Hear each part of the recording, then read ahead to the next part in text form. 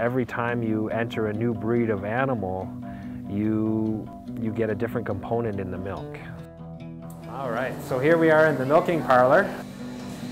Cream on top, you can shake it back in, or you can scoop the cream off for your coffee. That's up to you. We do all the culturing and rennet setting and cutting of the curd up there.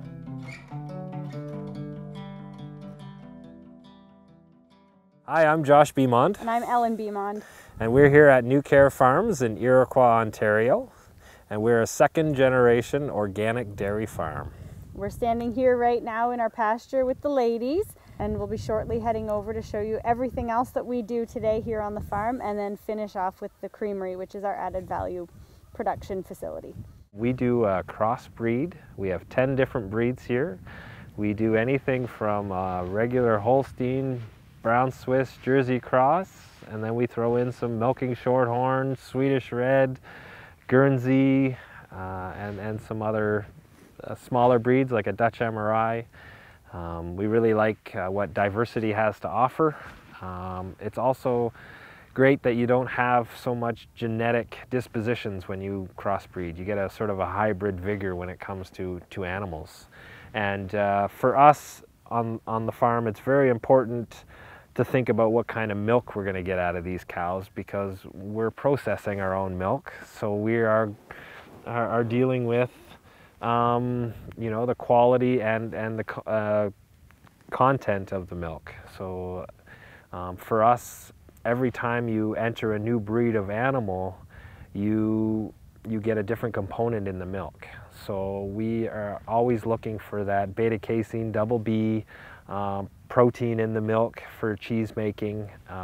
Cheese yield is very important to us because that makes us very efficient. Pasture-based is another big thing for us. So we try to expand our season as long as possible. So we're hoping to make it to mid-November before the cows actually enter the barn and start eating my winter storage.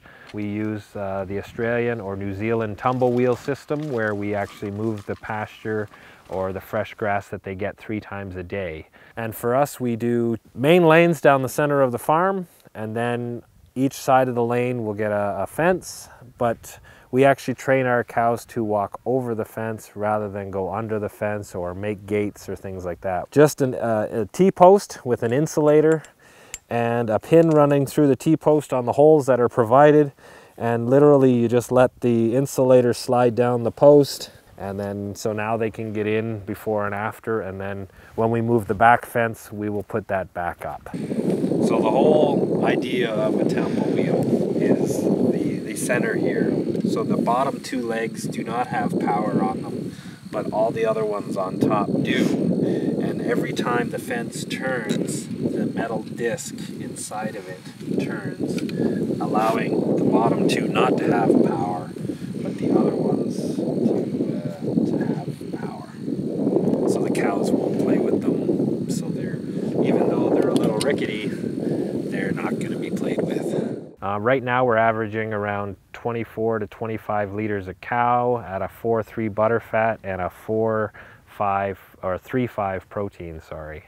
And so that you know, we're sitting around the 1 kilo of butterfat per day, and you know, it's quite not pushing our animals, but you know, keeping health in mind, and basically are in the hands of what the pasture's producing. Our pastures consist of alfalfa, red clover, white clover, blue Kentucky, ryegrass, and the more variety the better in there. So I'll try to plant as many species as I can in there. Later on in the fall, the clovers and the legumes become dangerous when the frost hits, so I'll plant barley, peas, and oats that I can graze off into the later season.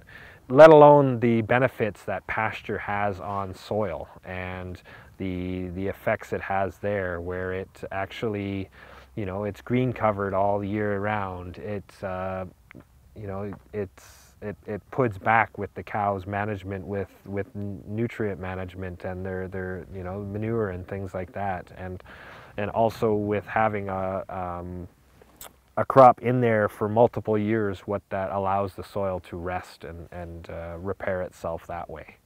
And on the farm we do try to get the pasture acreage rotated through the whole farm as well. So on the 400 acres I have, 200 of it is actually accessible for grazing, and we try to, with our plans, open up that as much as we possibly can.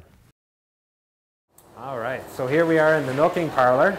We have a 24 stall external rotary system here. It was imported from Australia, and me and my family and some friends built it together, and we've been operating it for about 5 years now. There's a lot of different styles of milking systems that people use today.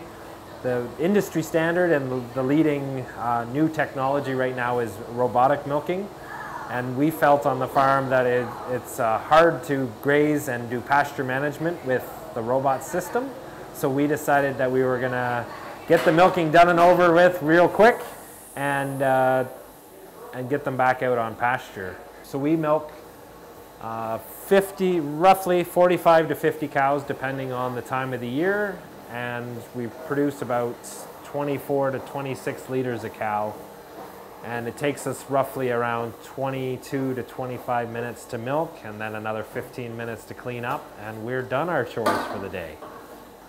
We have 2 people on the carousel milking all the time, one that does the prep and hanging, and the other one does the post-dip and making sure all the cows are milked out. It is possible to do it with one person, it's just a lot less work with 2, so we want to enjoy the time milking, so we do that with 2 people. When designing this barn, we also designed a few neat features into keeping and doing a good job with our water, being conservative with the water. So we do use a plate cooler here to cool down the milk, but then that plate cooler water actually gets pumped up to a tank upstairs, and we use that water to clean the carousel and clean the holding area down with that water. So we're reusing it again and again. And then also we capture all the rinse and wash water, and that actually washes down automatically the holding area. So the water gets used 2 or 3 times before it's actually ends up into the farm lagoon, which then it gets aerated and irrigated on the pastures. So we also have that advantage to be able to reuse that water over and over and over again. Here we are in the processing plant in Upper Canada Creamery, and we're in the HTST room. Now that is where we're pasteurizing the milk, and pasteurized milk means 72 degrees for 16 seconds. So this equipment allows us to heat up the milk to 72 degrees and then bring it back down as cool as we need it for certain products. Milk down to 4 degrees, yogurt at 40 degrees, and cheese at 30 degrees. So this equipment normally you don't see in a smaller plant, but you do see it in the bigger plants. So this equipment allows us to take the cold milk coming in, heat it up, and then use the heated up milk to heat up the cold milk coming in. So we're actually not wasting any energy and putting it down the drain or doing anything like that. So we can actually control everything by this touch screen, which maturator or vat we want to put our yogurt or milk in, our cheese vat here on the left. We can also control our recipes by putting in here how hot we want things, how cold we want things, the quantity and everything, whether we want to skim, do any skimming or put it through the long hold, that's for yogurt making. Everything is done here by the screen, giving us safety and stuff that we're not actually in the processing room when we're dealing with the raw milk. Everything has happened here, so they call this a transition room between the raw product and the pasteurized product. All right, so here we have our cheese vat. It is a Dutch style cheese vat. We do all the culturing and rennet setting and cutting of the curd up there. After that, it gets drained into the drain table, which is also called the work table, where the curds and the whey are separated, and this is where we cook and bake the curds in our process, and then we also add the flavoring, and then from here it either goes into fresh curd or into cheese presses. And then it sits in the cheese press for 12 hours overnight, and that's what this pneumatic press is. So these, it's connected to air, and these will actually raise and lower according to what pressure you have them set. In this corner we have our COP tank, which is our big dishwasher. So we have our cheese cutting board from today, and there's also cheese presses in there, so they're all getting washed in there. Nothing's done by hand because you can't get it hot enough when you do it by hand. This is another piece of equipment from the cheese making process. This is what actually cuts our curd. So when you're making cheese, cheese always wants to bind together, and your whole job of making cheese is pulling it apart, putting it back together, pulling it apart, putting it back together. And that's what drains the moisture, and that's how you get your moisture content and your fat content. These are our two maturation tanks, or vats, our yogurt vat or milk vat. This one we use for our milk, and it has a cooling jacket on it.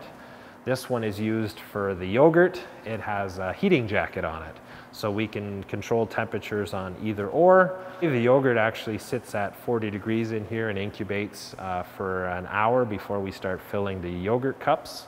And that's what this machine does. So this machine allows us to be pretty automated when it comes to the yogurt filling process. In this station here, it turns as it goes, so it's called a rotary filler, and the yogurt is filled here, and we get a clean film on top, which actually is heat shrunk onto the top of the container. The lid comes on, comes off the conveyor, the date gets printed on it, and then it's ready to be put into its boxes and ready for the retail shelf.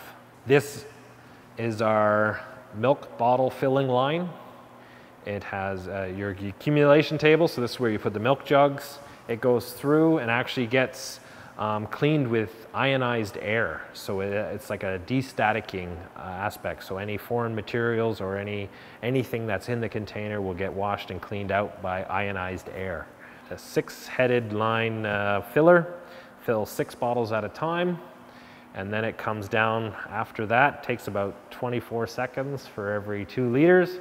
Comes down, and this is the capper. So it puts on the capper, and then we have our labeler, and then it's ready for the retail shelf as well. All right, so here we are. This is our yogurt, cream top, full fat, 4% in the winter months. We can hit 5.5% butter fat. And then we've got our whole fat milk. We run about a 4.3 on this one. We do 4 different flavors of cheese. It's a pin conning style, which is much like an aged Colby. It's a plain, a garlic parsley, jalapeno, dill and onion, and of course with cheese comes the fresh cheese curd, and that is a highlight of the week here for our customers, where they can come in on a Wednesday afternoon and buy their curd almost straight out of the table, still warm, still salty, still squeaky. You know, when you're talking about sustainability and regenerative and things like that, you want to make sure that it's also viable financially. And the whole reason why I chose the rotary versus a robot is, you know, it also has to do with cost of production and how you can control and the cost that you can't control. For us, being out on pasture and making sure the cows, you know, go get their own food versus bringing it to them, and having all that cost of firing up a tractor and things like that. In the summer months, I'm only firing up a tractor because I'm preparing for the winter months. If I could be grazing 12 months of the year, that would be wonderful.